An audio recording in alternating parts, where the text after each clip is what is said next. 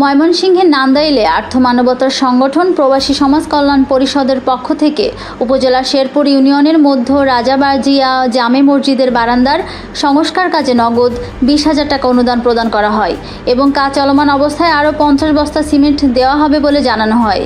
এ সময় মসজিদ কমিটির পক্ষে অনুদান গ্রহণ করেন অত্র মসজিদের কেশিয়ার জানমিয়া খতিব মুফতি আলামিন।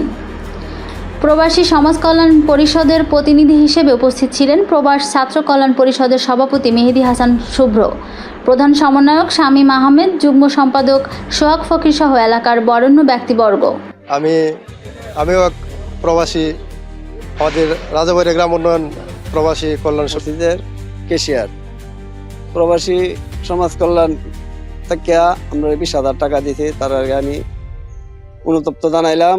আরো তারা আশ্বাস দিয়েছে ওনাকে বারিন্দা সাত উপস্থিত রাজাবাড়িয়া মধ্যপাড়া জামে মসজিদের মুসলিয়ান কেরাম এবং উপস্থিত প্রবাসী সমাজ কল্যাণ পরিষদের নেতৃবৃন্দ এবং